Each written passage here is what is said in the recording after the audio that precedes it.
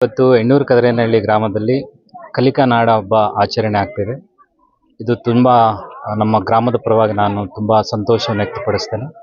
ಇಲ್ಲಿ ನಾವು ಮತ್ತು ಖಾಸಗಿ ಶಾಲೆಗಳಿಗೂ ಮತ್ತು ಸರ್ಕಾರಿ ಶಾಲೆಗೆ ಕಂಪೇರ್ ಮಾಡಿದಾಗ ನಿಜವಾಗಲೂ ಒಂದು ಸರ್ಕಾರಿ ಶಾಲೆಗಳು ಶಿಕ್ಷಕರು ತುಂಬಾ ಅವರು ಶ್ರಮೆ ಪಡ್ತಿದ್ದಾರೆ.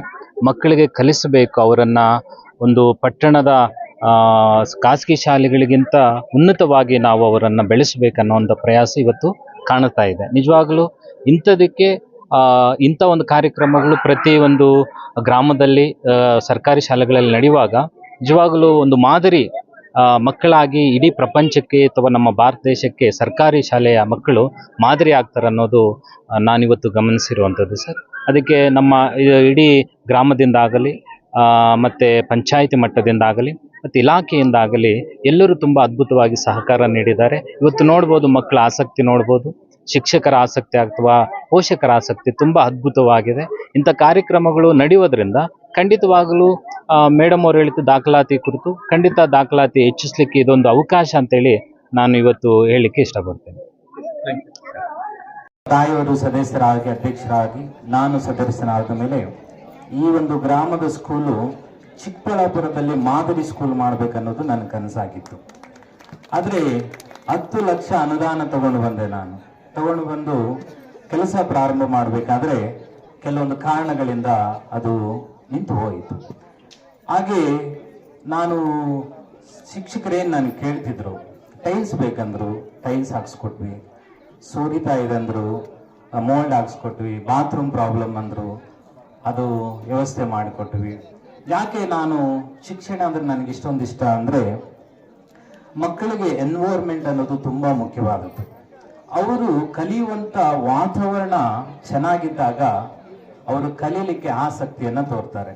ಸ್ಕೂಲ್ಗೆ ಬನ್ನಿ ಅಂದರೆ ಬರೀ ವಿದ್ಯಾಭ್ಯಾಸ ಅಂದರೆ ಅವ್ರು ಬರಲ್ಲ, ಆಟ ಇರಬೇಕು, ಆಟದ ಜೊತೆ ಎಕ್ವಿಪ್ಮೆಂಟ್ಸ್ ಏನು ಅವ್ರಿಗೆ ಅವಶ್ಯಕತೆ ಇರೋದು ಅದೆಲ್ಲ ಇದ್ದಾಗ ಆಸಕ್ತಿ ತೋರ್ತಾರೆ. ಅದು ನನ್ನ ಗ್ರಾಮದಲ್ಲಿ ನಾನು ಮಾಡಿ ಚಿಕ್ಕಬಳ್ಳಾಪುರಕ್ಕೆ ಮಾದರಿ ಸ್ಕೂಲ್ ಮಾಡಬೇಕಂತ ಹೊರಟಂತ ಸಂದರ್ಭ ಈ ರೀತಿ ಆಯಿತು. ಆದರೂ ಸ್ಕೂಲಿಗೆ ಏನು ಅಗತ್ಯ ಇದೆಯೋ ಅದೆಲ್ಲವನ್ನು ನಾನು ಪೂರೈಸಿದ್ದೀನಿ. ಹಾಗೆ ಒಂದು ವೇಳೆ ನಮಗೆ ಅಧಿಕಾರ ಇರುತ್ತೋ ಇರಲ್ವೋ, ನಾನು ಶಿಕ್ಷಕರಲ್ಲಿ ಹೇಳುವ ಮಾತೇನೆಂದರೆ, ನೀವು ಯಾವುದೇ ಸಂದರ್ಭದಲ್ಲಿ ಎಂಥದಕ್ಕೆ ಆಗಿರಲಿ ನನಗೆ ಕೇಳಿದಾಗ ನಾನು ನಿಮಗೆ ಮುಂದಿದ್ದು ಎಲ್ಲ ರೀತಿಯಾದಂಥ ಅನುಕೂಲವನ್ನು ಮಾಡಿಕೊಡ್ತೀನಿ. ಯಾಕೆ ಅಂದರೆ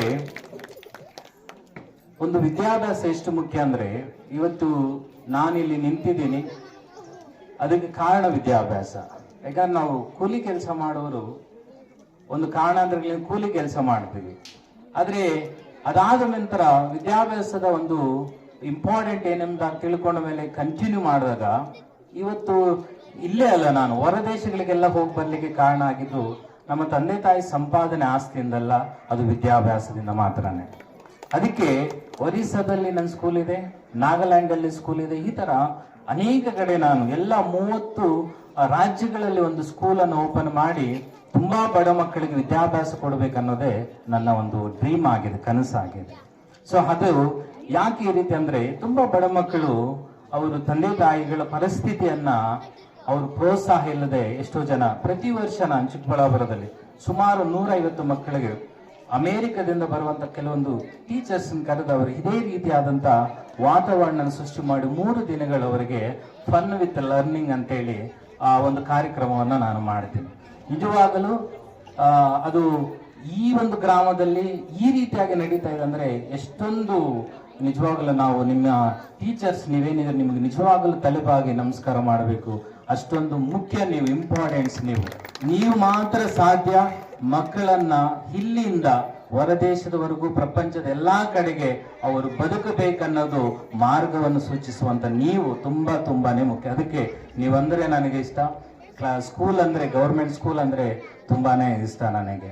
ಸೊ ಅದರಿಂದ ನಿಜವಾಗಲೂ ಈ ಒಂದು ಉತ್ತಮವಾದಂತ ಹಬ್ಬದ ವಾತಾವರಣವನ್ನ ಸೃಷ್ಟಿ ಮಾಡಿದ್ದೀರಾ.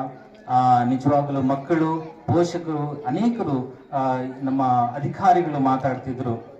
ತಂದೆ ತಾಯಿ ಅವರ ಒಂದು ಇದರಲ್ಲಿ ಭಾಗ ಎಷ್ಟು ಮುಖ್ಯವಾಗಿರಬೇಕಂದ್ರೆ, ನಿಮ್ಮ ಮನೆಯಲ್ಲಿ ಕೆಲಸ ಕಾರ್ಯ ಇರುತ್ತೆ, ಇಲ್ಲ ಅಂತ ಹೇಳೋದಿಲ್ಲ, ಆದರೆ ಅದಕ್ಕಿಂತ ಮುಖ್ಯವಾಗಿ ಮಕ್ಕಳಿಗೆ ವಿದ್ಯಾಭ್ಯಾಸ. ಒಂದು ದಿನ ಲೆಸನ್ ಅವರು ತಿಳ್ಕೊಂಡಿಲ್ಲ ಅಂದ್ರೂ ನಿಜವಾಗಲೂ ಅವರು ಅದರಲ್ಲಿ ಆಗುವಂತ ಒಂದು ಕೊರತೆ ನಿಮಗೆ ಗೊತ್ತಿರಲ್ಲ, ಅದು ಟೀಚರ್ಸ್ಗೂ ಗೊತ್ತಿರುತ್ತೆ.